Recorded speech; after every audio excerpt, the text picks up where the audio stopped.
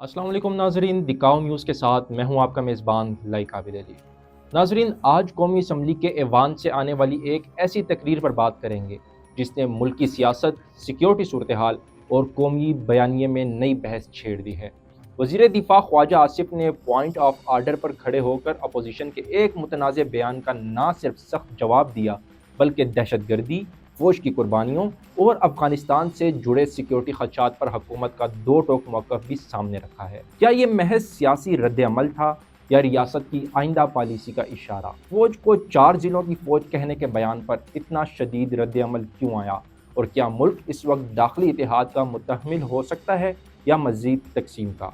नाज़रीन, वीडियो का बाकायदा आगाज़ करते हैं। कौमी असम्बली का ऐवान उस वक्त गैर मामूली तौर पर संजीदा और पुरजोश मंजर पेश कर रहा था जब वज़ीर दिफा ख्वाजा आसिफ ने पॉइंट ऑफ आर्डर पर खड़े होकर ना सिर्फ अपोजिशन लीडर के बयान का जवाब दिया बल्कि मुल्क की मौजूदा सिक्योरिटी सूरत हाल पर भी दो टोक मौक़िफ़ इख्तियार किया। एक ऐसे वक्त में जब पाकिस्तान दहशत गर्दी की नई लहर, सियासी कशीदगी और इलाकाई तनाव जैसे पेचीदा चैलेंजेस से गुजर रहा है। फौज के बारे में दिया गया मुतनाज़ बयान महज एक सियासी जुमला नहीं बल्कि कौमी बयानिए का हिस्सा बन गया है। वज़ीर दिफा ने वाज़ेह अल्फाज में कहा कि पाक फौज किसी एक इलाके, जुबान या सूबे की नुमाइंदा नहीं बल्कि पूरे पाकिस्तान की अलामत है और इसके जवान अपने खून से इस हल्फ की तजदीद कर रहे हैं जो इन्होंने वतन के दिफा के लिए उठाया था। नाजरीन, ऐवान में पेश किए गए एदाद शुमार ने फिजा को मज़ीद संजीदा बना दिया। हज़ारों शहादतों का जिक्र सिर्फ हिंसे नहीं थे बल्कि कुर्बानी, दर्द और कौमी अज़म की दास्तान थे। इसी दौरान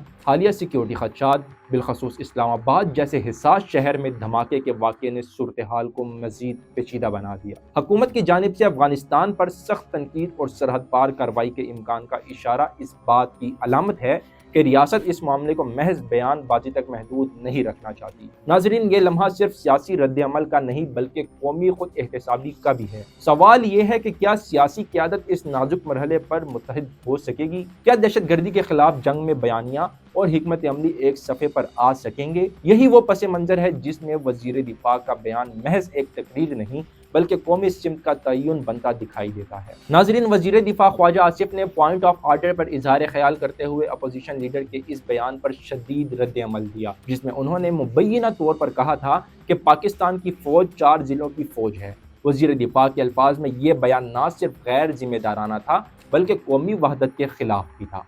ईवान में खिताब करते हुए ख्वाजा आसिफ ने कहा कि पाक फौज किसी मखसूस खित्ते, जुबान या कौमियत की नुमाइंदा नहीं बल्कि पूरे पाकिस्तान की फौज है और इसकी शनाख्त कौमी है, इलाकाई नहीं। इन्होंने कहा कि ऐसे बयानात ऐसे वक्त में दिए जा रहे हैं जब मुल्क दहशत गर्दी के खिलाफ एक मुश्किल और फैसला कुन जंग लड़ रहा है और अफवाज पाकिस्तान अपने खून से इस अहद की तजदीद कर रही हैं कि वतन के दिफा के लिए हर कुर्बानी देंगे। नाज़रीन, वज़ीर दिफा ने अपने खिताब में एदाद शुमार पेश करते हुए कहा कि गुज़िश्ता 5 बरसों में पाक फौज ने 3141 शहादतें दी हैं। उन्होंने बताया कि 2021 से फरवरी 2026 तक 170 अफसरान, 212 जेसीओस और 2759 जवान शहीद हुए। उनके मुताबिक ये आदाद शुमार इस बात का वाज़ेह सबूत है कि दहशत गर्दी के खिलाफ जंग में सबसे बड़ी कुर्बानी अफवाज पाकिस्तान ने दी है और उन्होंने कहा कि अगर फौज किसी मखसूस इलाके की नुमाइंदा होती तो क्या पूरे मुल्क में इस तरह कुर्बानियाँ देती? क्या इसके जवान गिलगित बल्तिस्तान की बर्फानी चोटियों से लेकर बलोचिस्तान के संगलाख पहाड़ों तक, खैबर पख्तूनख्वा के कबायली इलाकों से लेकर सिंध और पंजाब के शहरों तक अपनी जानों का नजराना पेश करते? नाज़रीन, ख्वाजा आसिफ ने मजीद बताया कि आज़ाद जम्मू कश्मीर में सबसे ज़्यादा 2034 शहादतें हुई, बलोचिस्तान में 103, गिलगित बल्तिस्तान में 161, खैबर पख्तूनख्वा में 534, पंजाब में 1657 और सिंध में 452 शहादतें हुई। उन्होंने कहा कि ये आदाद शुमार खुद बोलते हैं। अगर फौज सिर्फ 4 जिलों की होती तो क्या मुल्क के तवील अर्ज में इसके जवानों का खून बहता? इन्होंने सवाल उठाया कि क्या किसी शहीद के शनाख्ती कार्ड पर इसकी कुर्बानी की कदर का तयन किया जाता है? शहीद का ताल्लुक किसी सूबे, जिले या बरादरी से नहीं होता, वो सबसे पहले और आखिर में पाकिस्तानी होता है। नाजरीन, वजीर दिफा ने अपोजिशन लीडर को मुखातिब करते हुए कहा कि लीडर ऑफ अपोजिशन का ओहदा कौमी ओहदा है, इस पर बैठ कर ऐसे बयानात देना ओहदे की तौहीन है।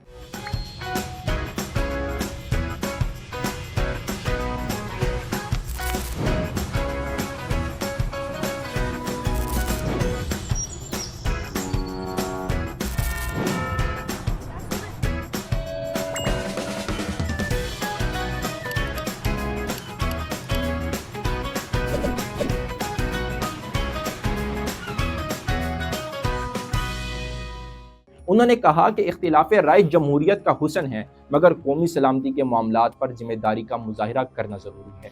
انہوں نے کہا کہ یہ وطن اور قوم کی جنگ ہے، کسی ضلع یا صوبے کی نہیں۔ دہشت گرد جب حملہ کرتے ہیں وہ یہ نہیں دیکھتے کہ سامنے کھڑا جوان کس زبان کا ہے، کیا زبان بولتا ہے یا کس صوبے سے تعلق رکھتا ہے، وہ صرف پاکستان کے خلاف جنگ لڑتے ہیں۔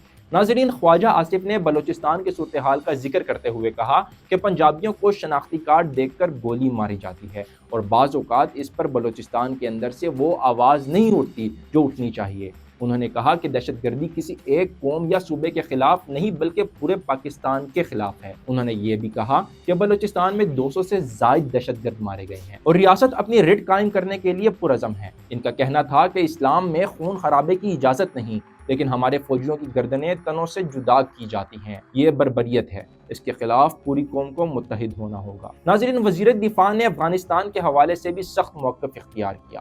انہوں نے کہا کہ پاکستان میں دہشت گردی میں بھارت ملوث ہے اور افغانستان اس کا ذریعہ بنا ہوا ہے۔ ان کا کہنا تھا کہ افغانستان کی سرزمین پاکستان کے خلاف استعمال ہو رہی ہے اور اگر یہ سلسلہ نہ رکا تو پاکستان اپنے دفاع کا حق محفوظ رکھتا ہے۔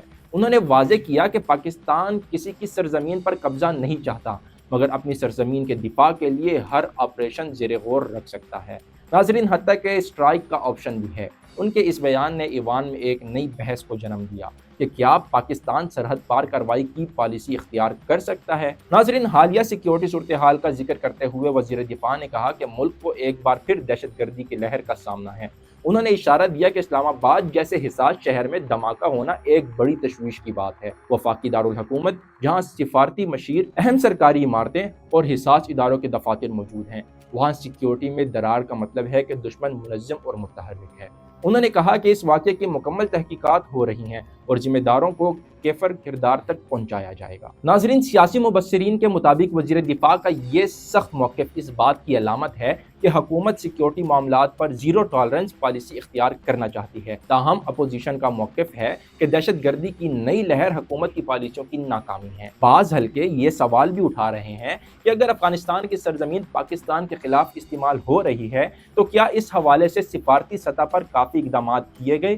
کیا بارڈر مینجمنٹ کے نظام کو مزید مضبوط بنانے کی ضرورت نہیں؟ اور کیا داخلی سطح پر ان عناصر کے خلاف سخت کارروائی ہو رہی ہے جو دہشت گردی کو نظریاتی یا مالی مدد فراہم کرتے ہیں؟ ناظرین، خواجہ آصف نے اپنے خطاب میں یہ بھی کہا کہ ہم سیاستدان گرے ایریاز میں رہتے ہیں، پارٹیاں بدلتے ہیں، اتحاد بناتے اور توڑتے ہیں، مگر ان شہیدوں نے کبھی پارٹیاں نہیں بدلی۔ ان کا یہ جملہ ایوان میں خاصی توجہ کا مرکز بنا۔